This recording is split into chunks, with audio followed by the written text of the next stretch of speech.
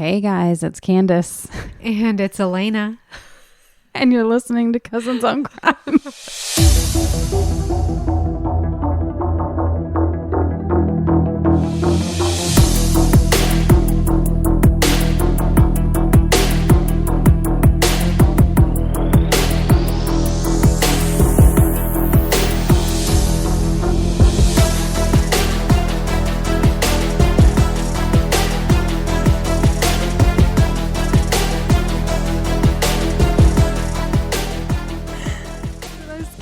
Dude, I'm like, and Elena's playing with the foam walls.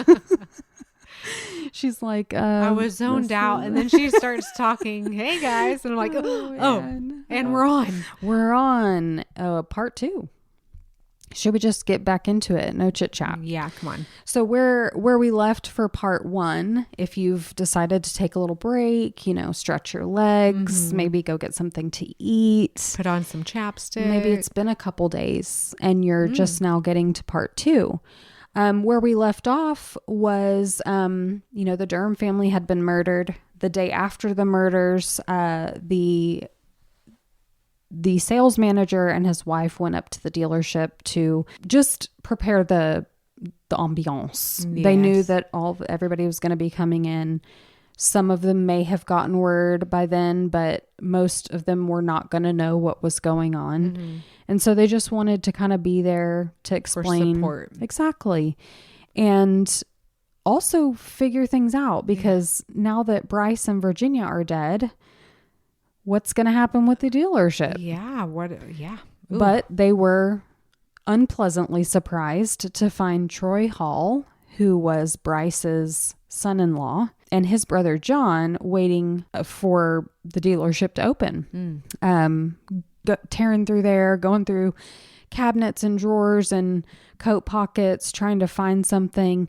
Troy was saying, that damn thing's around here somewhere, growing more peeved with every empty drawer that he opened. Ike's wife just thought it was strange. That is very strange. She was like, I'm going to be a 70s housewife and stay out of this. But this is weird.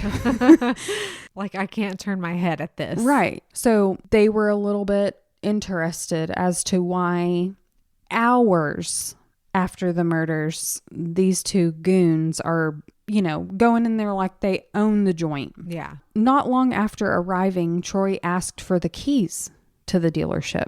And what? Yeah. Ike was like, listen, there's nothing. What am I going to do? He's the son-in-law. No. The son has died. And so he figured, they're in charge now. Like, I don't know. At least for the time being. Okay. So Ike did keep one key off of the ring, though. Good job. And that was Bobby's car ring. Bobby's car key. Because he knew that Bobby hated Troy. And he's like, not even over Bobby's dead body. Yeah. Are you getting the key to his car? Wow. I thought that was funny. Yeah. So Bryce's brother arrived in Boone just after 7 a.m. and they, along with the other wives and brother-in-law, immediately went to the Boone Police Department. They wanted answers, but they also wanted to urge police to look at the person that they suspected to be involved in the murders, and that was Troy Hall. Maybe not just Troy, but maybe Jenny as well. One of her family members reported Jenny saying, they just couldn't accept Troy while she's supposed to be grieving her parents' death. Uh-huh. And they raised eyebrows. Like that's what you're worried about? I know. And she may have been saying it in passing, but it's just like, that's not the time or place to really be talking about that. But they raised eyebrows even further when Jenny and Troy went into the dealership the morning after the murders, after Troy got the keys. Okay. So a couple hours later, and they started taking things out. Troy boisterously announced that he was going to get this dealership on track. And everybody like should it was know. Off track. Right.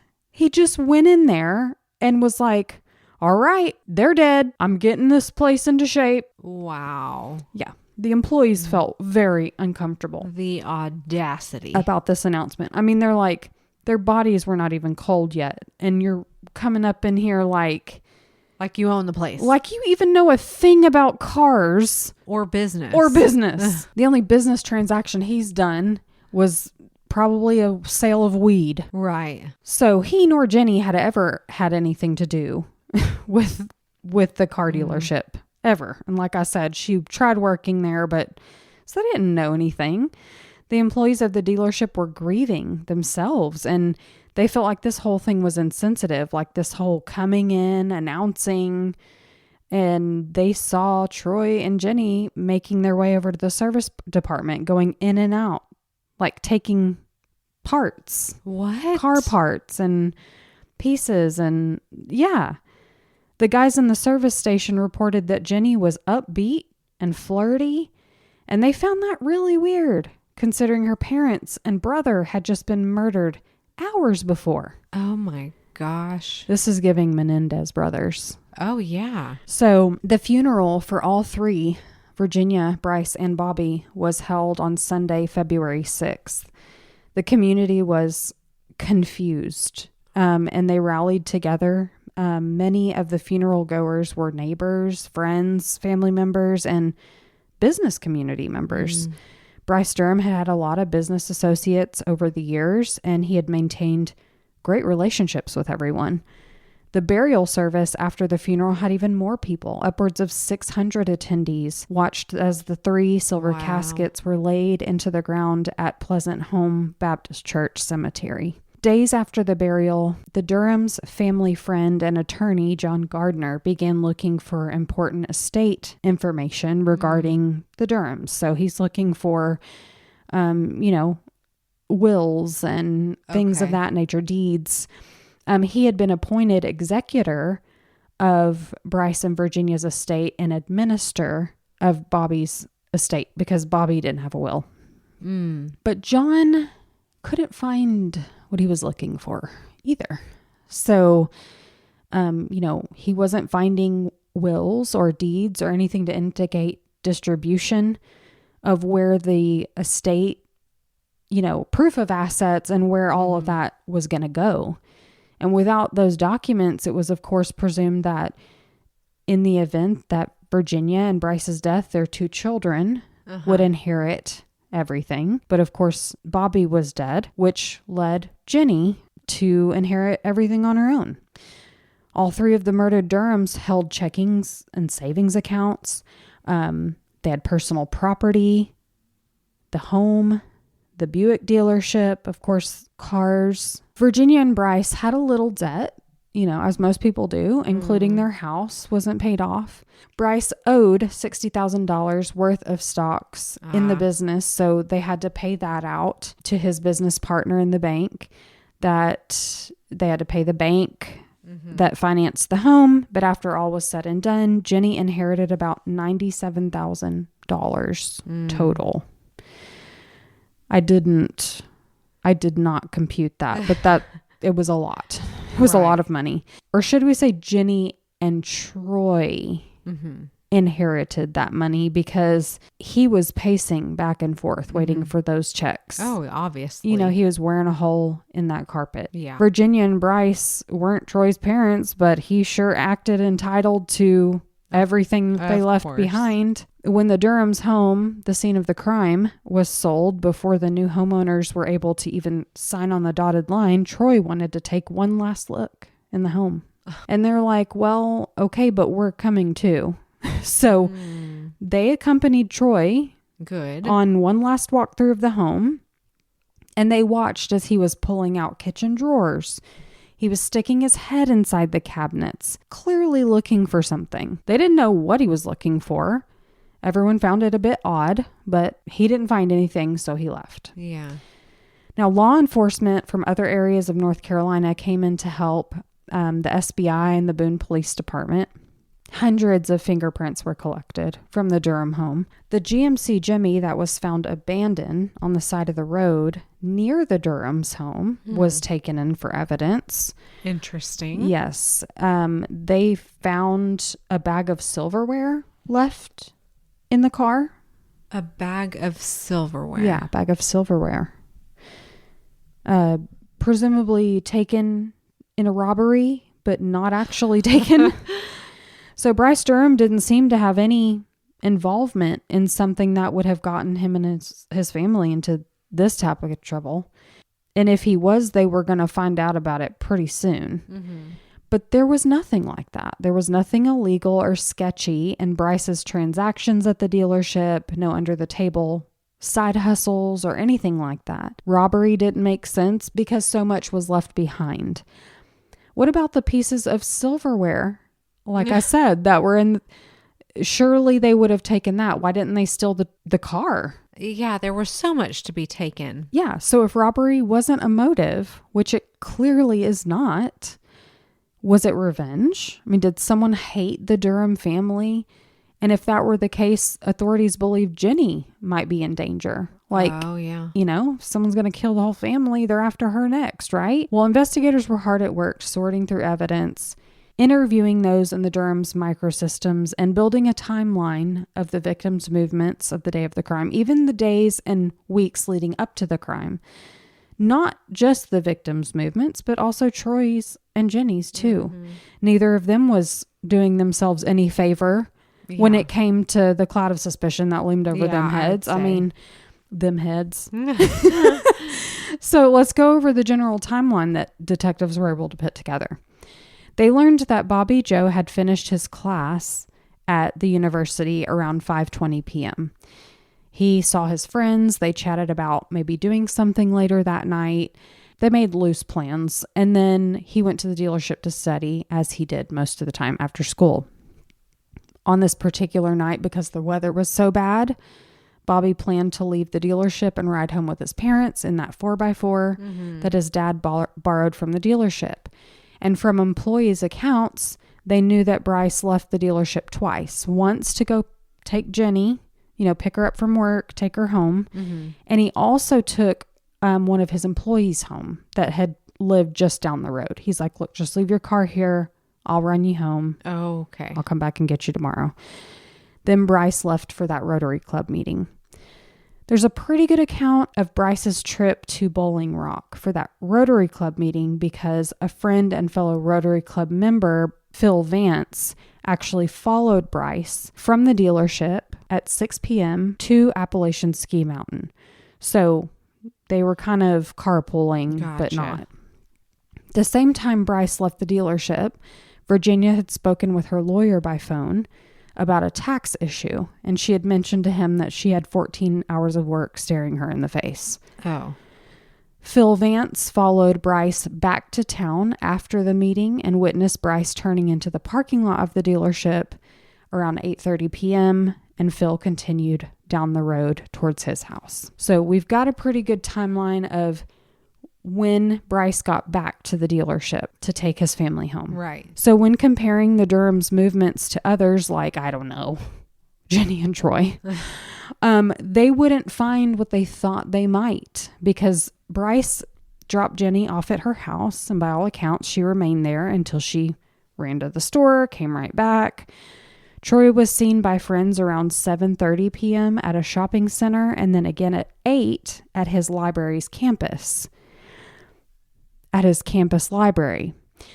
Troy called his sister-in-law Kay to tell her that it was that phone call about he was having car trouble. Oh, okay. He said that he was at a service station because his car broke down.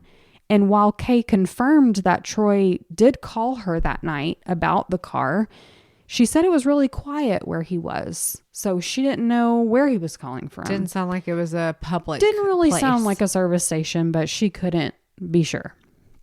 And with no caller ID back then. Right. So the time that the Durhams arrived home was sort of pieced together by neighbors who lived around the Durham home. Most of their accounts would be in line with what they were watching on TV that night, which was... that's so 70s, isn't it? One gentleman said that it was about 9 o'clock when they got home because the 9 o'clock movie was about to start. And so he saw the Durhams pass by. Another neighbor said that she was cleaning dishes around 9 p.m. and her window above her sink faced the Durhams' home. Oh, okay. So pretty good timeline here. Yes. For the 70s. When you didn't have digital data. Yeah. What happened in the home and when was the real mystery. None of the neighbors heard anything, and, not surprising because the house was what? I'm just thinking. Oh, I'm like, what? She's making this face like she's really critically thinking. So none of the neighbors heard anything. There was a snowstorm outside. The houses were kind of spaced out. So each house was like surrounded in its own wind tunnel. They couldn't really hear anything. No screaming, no gunshot. Between 9 and 9:30 p.m., cousins Reed and Byrne, sounds like Bert and Ernie, kind of, turned onto the 105 bypass very near to the Durham home. They saw a car on the side of the road with 3 men standing next to it, and they were talking. Oh. And at first, these cousins thought about pulling over. They thought, oh, maybe they broke down. But then they saw the headlights of the car. They saw the wipers going. Oh. And they just assumed everything was fine. The old good old bystander effect. Yeah. Someone else will stop and help them. Yeah. And it's a good thing they didn't stop. The cousins described the men, all 3 men, as white. 2 of them were wearing really long army-style coats and toboggans, and the third was wearing a waist-length coat and hat. The next bit of information we have coming from the house was that phone call from Virginia. Right. A little after 10 p.m. And one of Jenny and Troy's neighbors saw them fiddling with their car about 10:15. So this does line up with a 10 p.m. phone call. They go out to their car. They're trying to get this car started. And then, of course, Cecil verified that they came over. Right. And then neighbors of the Durhams said that their dogs started barking about 10:20, a little after 10:20. One neighbor said they saw a green GMC Jimmy, the one that Bryce had borrowed from the dealership, leaving the Durham home literal minutes before Cecil, Troy, and Jenny arrived at the Durham driveway. Whoever took that GMC Jimmy from the Durham's home had ditched it pretty soon after. It was spotted at a gas station around 10:30, and then patrolmen Morgan and Hardwick passed the GMC abandoned on the side of the road, and that was before they got called in for the murders. The engine was running. The windshield wipers were on. There was a bag of silverware left behind in the vehicle. So they stopped and looked, and they noticed a second set of tire prints behind this car. And so they're thinking, okay, someone's broken down. They've left their car here, and someone's come along and given them a ride. So they write it up. It's not more suspicious than that until, of course, the murders. Later, a witness would place a black car behind the GMC. So this timeline, I mean, it's great. It's great and all. Yeah. I mean, it's essential, and they had to do it. But it didn't say much about who had done this. Right. They've got a timeline of events, but police were told by Troy that it was black men in the house. Now these cousins are saying it's white men conferring at this car that they believed that, was probably associated. Okay. And what they super could have been helpful. wearing. Yeah, exactly. So were they black? Were they white? 5 days after the murders, there was a break-in in Asheville, which is south of Boone, not too far. 4 young men were arrested for the break-in, and they learned that these guys were part of like a little organized crime ring. So that seemed to pique their interest. They were working in shifts, breaking into homes around Asheville. Wow. Yeah, they like couldn't. A professional. Right. So I'll take Sunday and you take Tuesday. But these guys were breaking into homes and they were stealing things like TVs and radios and nothing. Not silverware. Right. Not silverware. And nothing like that had been taken from the Durham home. The TV was there. All their stuff was there. So when they were questioned about it, these guys were like, I don't know anything about that. And it wasn't me. And they just couldn't link these guys in any way, shape, or form to these crimes. Yeah. To the Durham murders. One of the first ideas police had to explore was that someone was disgruntled. Okay, so Bryce was a businessman. Maybe it was a former employer. Maybe it was a former employee. Either way, they were looking at this dealership to link Bryce to the trouble he found himself in, which kind of overlaps with another theory, a revenge killing. Were the murders in an effort to get back at the Durhams for something? Maybe it was a customer who bought a lemon from his dealership and got screwed and didn't get compensation, or, they wouldn't let them return the car. Maybe it had nothing to do with the dealership at all, because Bryce had worked in other areas of the automotive industry as well. Remember, he had started his career in auto financing. When you get money involved in anything, it could be a recipe for disaster. For sure. But ultimately, in tracing back relationships, they weren't able to find anything worthy of a triple homicide. There was no friction. There was no outstanding grudges. No one came forward to say, he had a problem with this guy, or this guy had a problem with him. Another theory that emerged was that the family was targeted because Bryce had turned someone in for scamming customers at another car dealership. So it was alleged that someone was rolling back miles on the cars before selling them to unwitting customers. No. Ferris Bueller's Day Out type of stuff. Jenny Sue Hall, Durham, whatever her name is, told the investigators that her dad had even done it himself, because Bryce would borrow cars from the dealership and he'd roll back the miles and put them back in the lot. No one's any the wiser. Right. Police did find a rollback machine. I don't know what they're called. A rollback machine. We'll call it that. We'll call it that. In the service shop at Bryce's dealership after the murders. But there was the mechanic that worked in the shop was like, we never used it. Like, if something like that was going on, I would have known about it. Right. You wouldn't think that the owner of the dealership's in there hooking up cars. Yeah. And maybe he was, but there was no proof of it. They couldn't find that Bryce was rolling back miles, and they couldn't put a finger on this supposed rollback ring that he had been privy to. I bet in the beginning that theory felt like it had some legs, Probably. But it was ultimately dropped because there was just no evidence to support the claim. Neighbors and peripheral relationships, like people the Durhams might have only talked to when they ran into them at the grocery store. Everything was scrutinized. Detectives waited for one of these people to stand out and lead them in one direction or another, but it never did. The Rotary Club that Bryce was a part of offered $4,000 reward, which later grew to $17,000. Oh, wow. When other organizations pitched in to help, for any information leading to the capture of these murders. A month after the murders, police were no closer to solving the mystery of what happened to the Durhams. They had run down every lead that had come in, which was thousands. They had reanalyzed every piece of physical evidence, without DNA and other technology at their fingertips. They were doing what they could.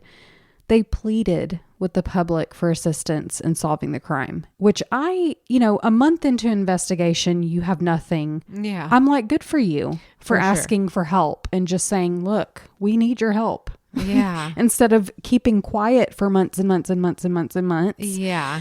And then losing vital information and time. Yeah. So they did get thousands of tips. They did. They had thousands of tips. I mean, the beauty about it was that they were able to put this timeline together. Yeah. They were able to follow this family, what they did that day, the amount of time they were at the dealership, when they went home, like the neighbors around them seeing cars come and go.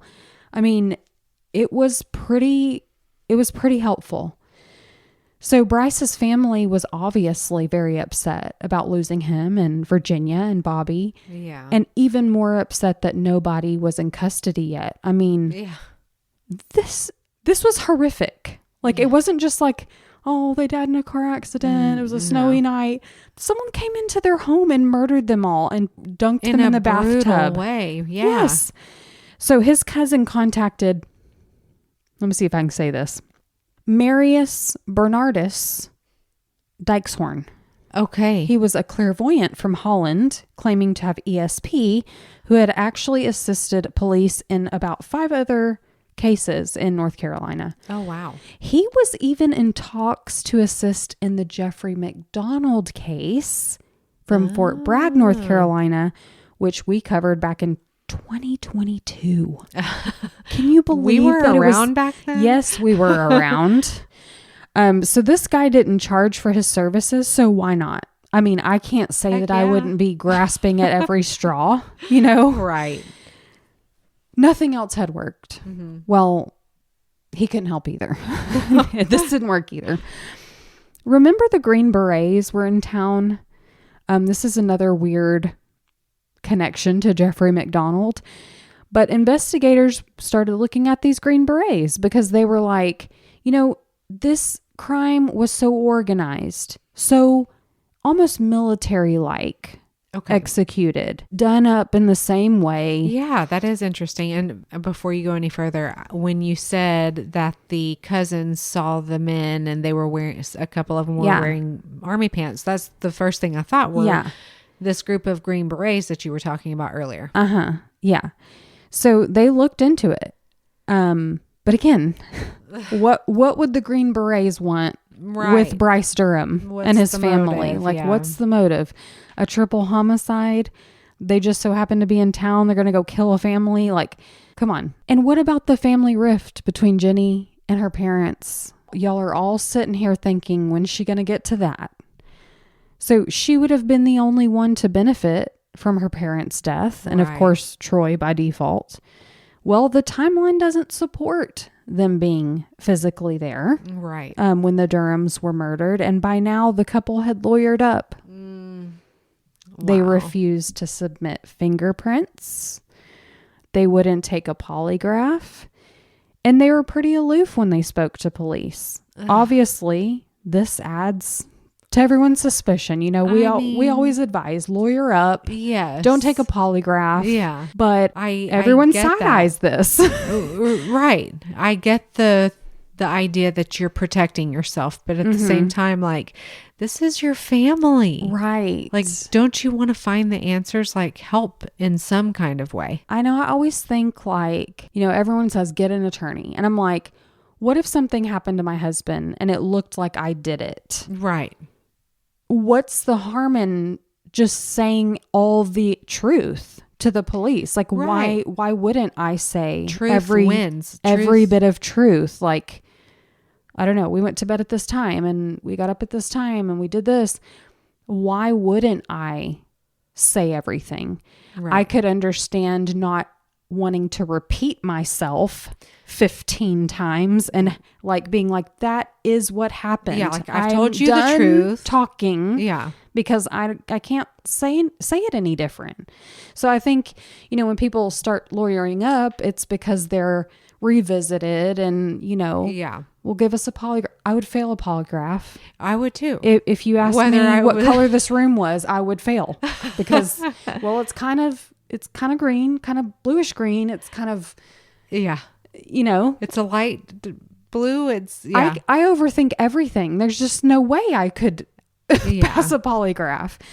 And they're looking at the PI, right? So they're looking at Cecil because he was one of the finders. Mm-hmm. That guy couldn't even show his face in public without being chastised and accused of committing the murders. No, that is awful. All he did was try to help. Right. And he had a couple of petty crime things. So people are like, oh, you stole car parts? And this was actually at a different dealership. Apparently in this area, stealing car parts and stuff was like real common. But interesting. Yeah. So they're looking at him. They're threatening him. They're accusing him as well. A ritual killing. Affairs. Bobby Joe up to no good. I mean, the more theories that accumulated, the more frustrated investigators became, because if anything is a possibility and nothing is off the table, you almost have a bigger problem than having not enough information to go on, having too much. Having too many options felt crippling to them. Yeah, for sure. Now, over the coming years, Bryce Durham's parents never relented. They begged for police to solve their family's murders. Police approached Jenny and questioned her again a couple years after the murders. They wanted to revisit the same elements as before, her relationship with her family, suspicions about her husband. And this time, she made it sound like she had a great relationship with her parents. I don't know. Maybe some time had been removed and she only thought of the good old days. I don't know. Sure. But actually, when the police came to talk to her, Troy wasn't home at the time. And she told them, I can't talk to you until he gets here. Oh. But they just kept asking questions anyway. Yeah. And then they confronted her talking. Yeah. They confronted her about Troy's behavior. Because apparently Troy had been videotaping and photographing nude women. What? He had this whole setup where he was having women over and having men come, and he was photographing them having sex, and he was taking pictures, and he was selling this material. I don't think he was doing it at their house. Think he was doing it elsewhere, but Jenny claimed to not know anything about this, and she probably didn't. Probably not. Oh my gosh. So Troy gets home and they confronted him about this sexually explicit footage, and he said, well, there's nothing illegal about what I'm doing. Oh, okay. And so Jenny is probably like, so you are. Oh, okay. So he said, you're not going to make me a villain because I'm doing this stuff. And you're certainly not going to call me a murderer because I'm doing this stuff. And so he made them leave. In the years following, Jenny and Troy were questioned a few more times, as was Troy's family. I told you, Troy was a scrub, and so was his family. His brothers were all into shady dealings.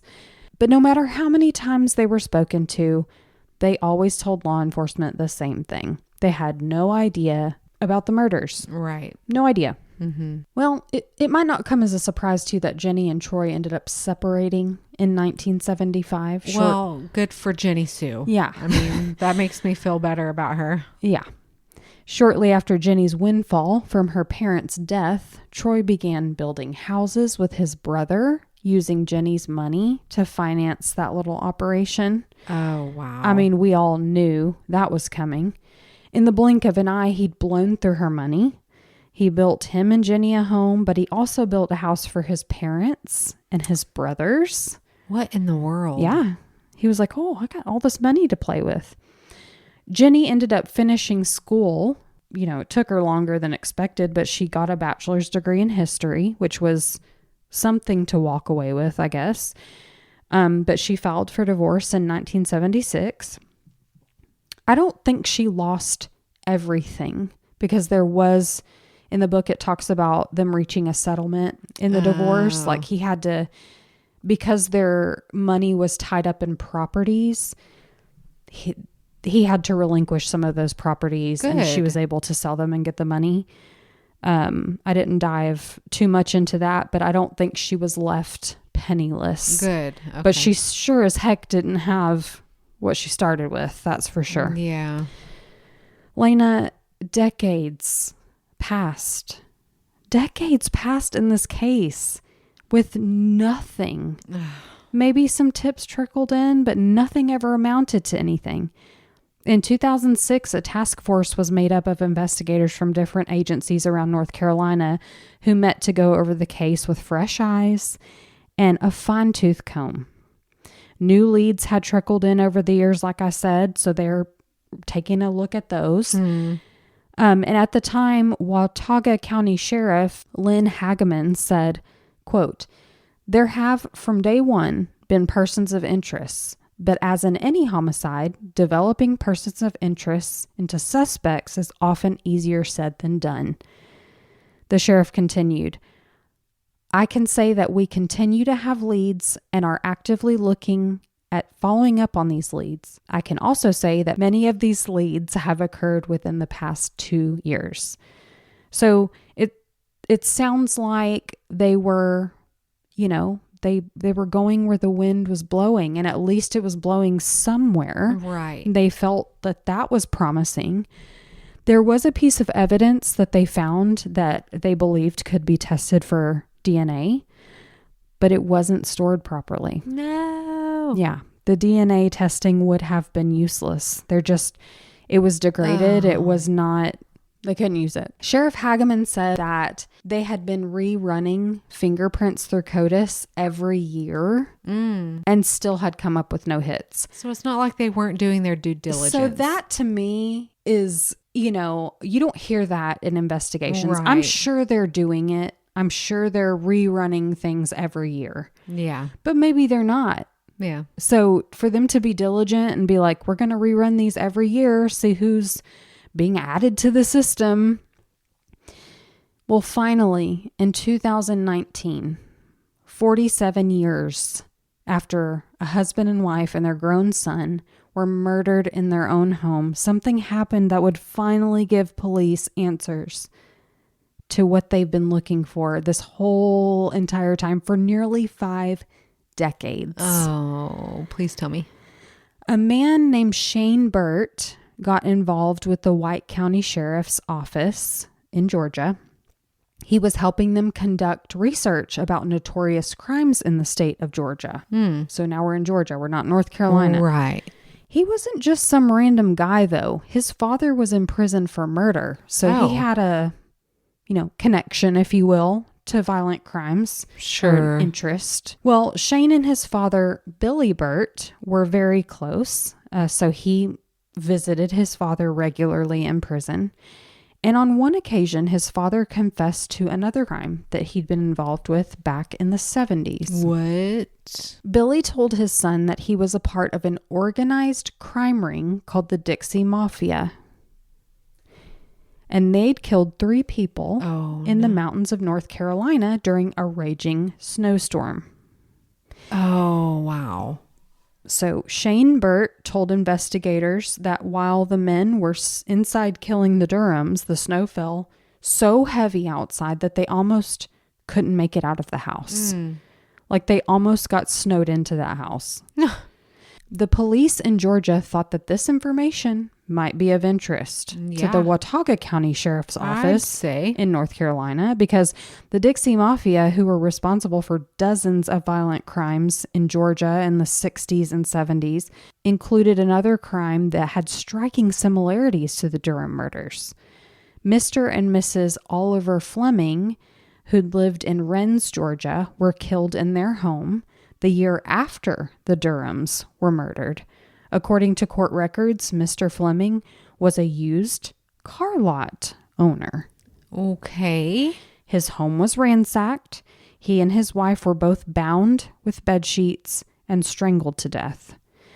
Their car was abandoned on the side of the road, and the motive was money. Okay. In this case, in the Fleming case. So money was taken from their home. Right. Apparently they had like jars of money buried. Oh, okay. That's something Granddad would have done. After learning the identities of the men implicated in the Durham murders, Billy Sunday Burt, Bobby Jean Gaddis, or Gaddis, I don't care. You're dead and you're a murderer. Charles David Reed and Billy Wayne Davis, Sheriff Len Hagman, who had been on the Durham case for years, wanted to go look these guys in the eyes. Yeah. Like he was like, I can't believe I finally have some names. Right. Sadly, all this time later, only one remaining mafia member was still alive. Really? And that was Billy Wayne Davis. Like the others in their day, he was a career criminal, and he was in prison in the Georgia Department of Corrections in Augusta, Georgia. Sheriff Hageman interviewed Billy, now in his 80s. What? 19. He went in 2019, 2020, 2021. And he had these conversations with Billy Wayne Davis, and he admitted to being the getaway driver in the Durham's murder and the Fleming murder. And he confirmed the involvement of the other 3 men in the crime. Probably the most shocking thing that came from those interviews was that the murder of the Durham family was a professional hit. Ooh, okay. Ordered by... He didn't say. No. I don't know if he wouldn't say or if he didn't know. My instinct is to say that he didn't know. I feel like these organized crime rings, it's like one person knows what they need to know. Okay. And the other people do what they're told. Yeah.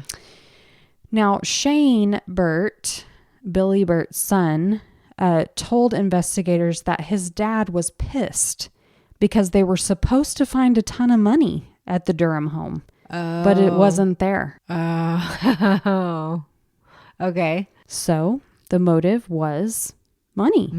February 8th, 2022, the Watauga County Sheriff's Office announced that they had solved the 50-year-old case.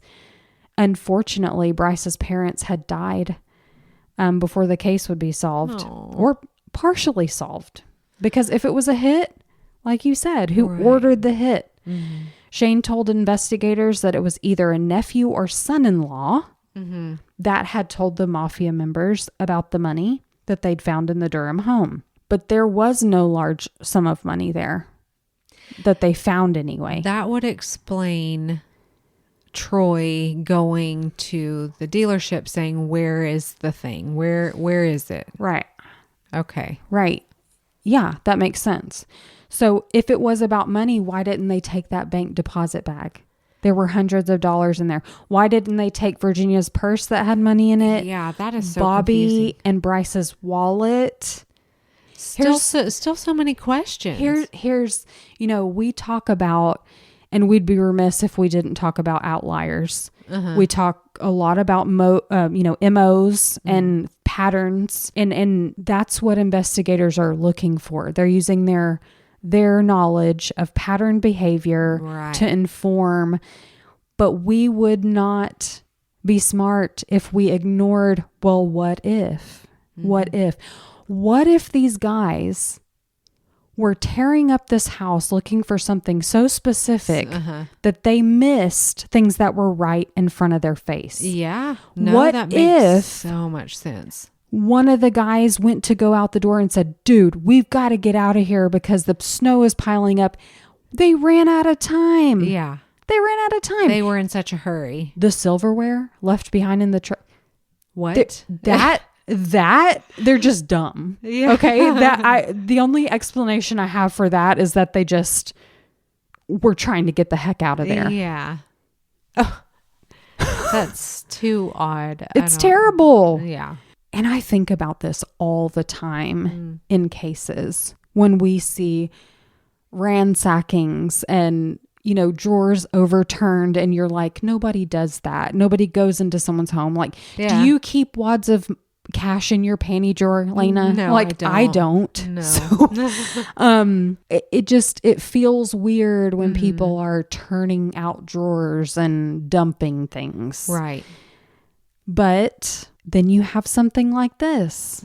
And that to me also, because Billy Wayne Davis was supposedly in the car this whole time. So like I said earlier, it feels like one person knew the thing. Right. They were looking for money. Just look for the money. Yeah. And the others were just doing what they're told, and they're not really informed. Yeah. Yeah. So, like I said, they didn't even look behind the door in Jenny's old room. They didn't see the gun safe. They didn't take things of value that they could have. I mean, someone thought to gather the silverware. Yeah. but then they left it. So odd. It is odd. Was Troy ever questioned on what he was looking for at the dealership? I'm sure that was a question. It wasn't called out. Okay. And maybe it was and I missed it in the book. But I would encourage you guys, if you want to get into the weeds on this, go read the book. There's so much I have to leave out just for time's sake. The book is so in depth, including a murder that happened, like the wife of the person who disappeared. She chose February 3rd, 1972 as this guy's murder date. And he was supposedly a victim of Billy Burt in Georgia. So this death, this realization was supposed to cast doubt on his involvement in the Durham murder. But it really wasn't, because this man disappeared and, you know, his body was found 4 years later. So they couldn't really determine a date, but that's just the last day his wife saw him. Okay. So there's little things like that in the book that you can go off on to rabbit holes. Yeah. I really enjoyed it. It was very in depth. He did a really good job researching this case. But, you know, Billy Wayne Davis is the only person involved in those murders that is still alive. And he is serving a life sentence in the state medical prison in Augusta, Georgia. And is he still alive? He's still alive. I even before we started recording this episode, I checked, because you remember when we did the Blue Mound Massacre murders, and then turns out Basil Cotton was dead. So yeah, apparently he's still alive. If he's dead, I didn't see an obituary, but he's been in prison since 1986, if you can believe that. Oh. Wow. He was never charged with the Durham murders because there's no physical evidence to support his confession. Right. And he'll be dead soon. And they know that. Yeah. I mean, they did talk to Jenny and they said, look, we solved the case, and she thanked them. But what do you think, Lena? I'd like to know what Jenny Sue has to say about Troy today. Like, what would she say about him? So she still doesn't believe that he had anything, that he would have done something like that. Here's my thought. Mm-hmm. Troy and his brothers were known petty criminals. They were known to hang around the riffraff. Right. Maybe they said something in passing like, well, yeah, my wife's parents are well off and I know they keep money in the house. You know, maybe they said something or rattled their mouth off in front of someone. Yeah. And that information got back to the Stixie Mafia organization. Yeah. I don't know that Troy is smart enough to have arranged all of this. I can probably agree with you. And I couldn't find this information, but I don't even think that phone call was real of Virginia. That's what's confusing I to think me. one of those guys called him and said, it's done, or they're dead, or whatever it was. Oh. But Troy, come on. He was involved in some way. I have to agree with that. Him and his family, I mean, they swooped in there like a hobo on a bologna sandwich. I mean, they just, you know what I mean? Like they were ready and waiting in the wings. Yeah. Jenny Sue, I don't think she would have agreed to kill her parents. Yeah. Maybe when they were murdered, she was like, life is easier now. Maybe that was her initial thought. Well, he sounds like at least some kind of narcissist, in a way. And for sure. So I would say he probably talked bad about her parents this whole time and got her believing what bad people they were. Yeah. Like, your parents did this to you. They took away our car. Yeah. And they treated you so bad. And so she starts believing all this. Yeah. And he had isolated her from, and we see that all the time with domestic violence, don't we? He had isolated her from her family. She wasn't really speaking to her family. So you're right. Yeah. He's filling her head. Yeah. So it's a play in her head. And so she's like, well, my parents weren't that great to me. And then she can kind of separate herself from the grief of it. Yeah. Like you said. And now she's like, oh, now I don't have to deal with such a bad family. Yeah. And by the way, she gets older and more mature, and she's like, oh, they just really were trying to protect me from people like Troy. Yeah. That's so sad. Like, so it's like I tell my nephews all the time, like, I'm doing this because I love you. Exactly. Like, it's not because I don't want you to go have fun, or I don't want you to whatever. Isn't it great that they can understand you? They do. I try to explain that to a 4-year-old. I don't want you to run in the house because I don't want you to bust your head open. Right. I don't want you to pull that string because the garage door is going to pull. I don't want you to do this because of that. It's like, it's just for your protection. And I had rules. Yeah. I looking back now, realize that I wasn't as sheltered as I thought that I was back then, but I wasn't allowed to watch The Simpsons. I wasn't allowed to watch Dawson's Creek and things like that. And it's because that was too adult. Right. That had themes in it that my parents did not want. They wanted to hold on to my youth as long as they could. Yeah. And I understand now. Now you can appreciate it. I can appreciate it. And, I think the Durhams were just doing what they were taught. Mm-hmm. Right. I've had conversations with my mom about her strict upbringing, and those strict rules and rigid guidelines were passed down to me, and she was just doing what she was taught. And so the Durhams were just protecting their kids in the way that they felt was necessary. Right. I don't know about Virginia making fun of her son in front of his friends. I didn't see anything that his friends come forward and said, yeah, she was terrible to him. Yeah. That was all coming from Jenny. Gotcha. So maybe she had built this idea, this resentment in her head. And like you said, Troy probably was over there in her ear 24/7. Yeah. Brainwashing her. And maybe both things are true. Maybe Virginia was that's too why, strict. That's why I'd like to hear what she would have to say today. If someone was to question her, what was it like back then? Yeah. If she would be like, okay. So she, the last we heard from her was when the case was supposedly solved. Who ordered the hit? Right. And when you think of a hit, you think of someone collecting money for doing this. Yes. I don't know if back then this Dixie Mafia operated on, look, you can haul what you get, like what you find you can take. I don't know if that was their payment or what. So they took the silverware.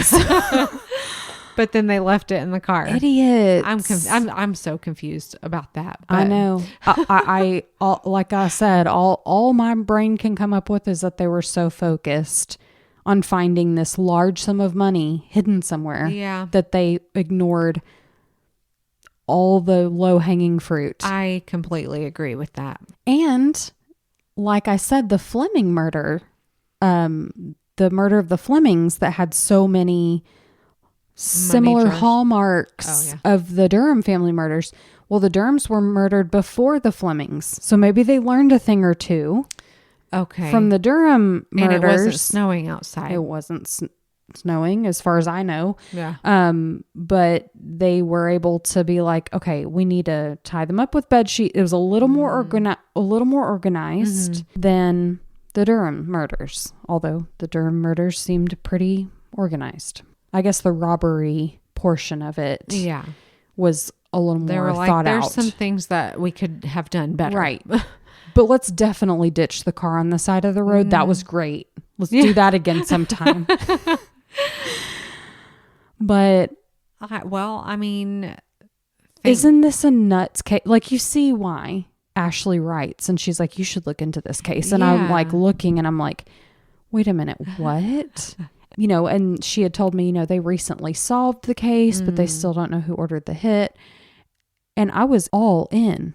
I could not stop. And then I found the book. Okay. It's the only book written about these crimes. Really? And the title, Convoluted, is absolutely the title. Just absolutely. No better title. No better title. So yeah, that's what I have. That's where we're at today. There have been no other updates. I think, the writer of the book in his conclusion chapter said he doesn't like to be a fence straddler. I don't know how he put it, but he said, I'm not one of those people that says, well, I don't know. But in this case, he says he can't really form an opinion. Now, the police, the investigators who've had their brain in this case for years, decades, longer than we've been alive, Elena, they think that these confessions are real. They think that all the evidence lines up. They've had their eyeballs on the crime scene photos. They've had their hands in it. Yeah. So as far as I'm concerned, I'm going to go with that. I'm going to go with the fact that they've got the 4 men. They know the 4 men. It lines up. It really does. I mean... And then, someone mentions it's the son-in-law or the nephew. They couldn't remember. And it all makes sense. It really does. Where's the evidence, though? Even in the 70s. I mean, I know they didn't have the technology that we have today, but I'm just like, but as well as the sheriff tried to preserve the scene, you would think that they would have something. Lena, you live with 3 men. Yeah. Can you imagine them not leaving evidence behind that they were in your home? Like, right. If you think of 3 guys. Especially if they were in a hurry. Exactly.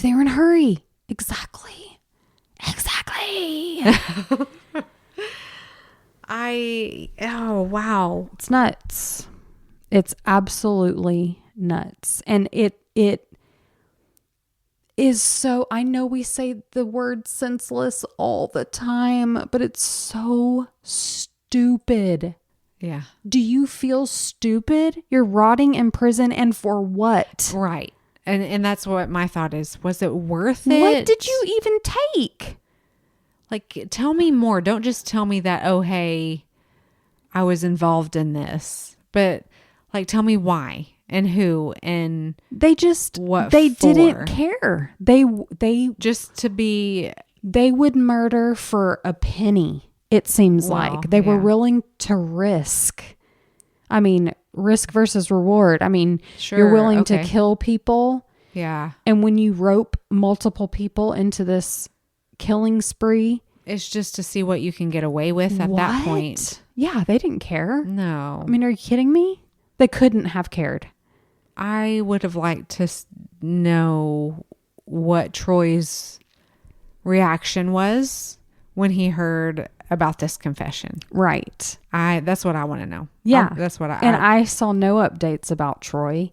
And it just, I don't know. I just, the phone call from Virginia, why would she call her daughter's house, who her daughter doesn't give a crap about her? Yeah. Like, they weren't really on speaking terms. Like, I don't feel like that's who she would call. Call the police. That just makes no sense. Right. No. And Virginia said there are 3 N-words in here. Come on. Troy. And so that's him throwing off the case. Yeah. I didn't think of that. But yes, he probably was just throwing them off. Yep. That's exactly what it is. Another thing. I'm convinced. To support that he knew. Yeah. We have cracked the case. Goodness. Yeah, this one was wild. And Daniel kept saying, I thought you were done with your story. And I'm like, I am done. But I just I can't quit looking into this because there's just the deep end and you were trying to swim out. I know. And there was at one point I just had to say, okay, this is it for my notes because The book is so good, guys. I'm not a reader, but when it comes to things like this, I love the research, and you can tell this author really put in the time. Yeah. Again, let me just repeat the name of the book. Hang on. The book is called Convoluted, the 1972 Durham Family Homicide, and I'll link it in the show notes. I bought the Amazon Kindle version, so it was it was so good. I just kept going back through it. I kept being like, but what about this, and digging for answers. It was just really good, and my heart breaks that a family they made it home in a from a snowstorm, and they were like, we're home now. We can eat our chicken. Yeah. There was apparently they were playing cards. So wholesome. And they had gotten home safely, and they were in the safety of their own home. I mean, that's it. The American family just living their lives, doing their thing, trying to be successful and raise their kids in the best way they know how. Right. To protect them. And then it's taken all away. For what? For what? Not even a bag of silverware. Right.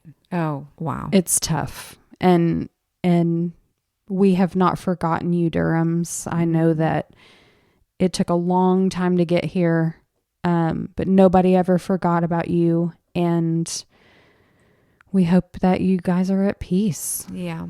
Fly high, angels. Yes. Oh, wow. Well, I am glad you dove into that. That was very interesting. Thank you for telling us about their story. Lena kept making these faces like she was really like confused. And I was like, wait, what? Is there a bug behind me? I'm like, I'm trying to comprehend why. I know. She was so confused. And I was too. Like because you're continuing to talk, and I'm still stuck on something else over here. And I'm like, wait, I'm processing. But yeah. Thank you for researching that and telling their story. That was great. Let's do it again sometime. Let's do it. We'll see you next week, guys. Bye. Bye. Thank you for listening to Cousins on Crime.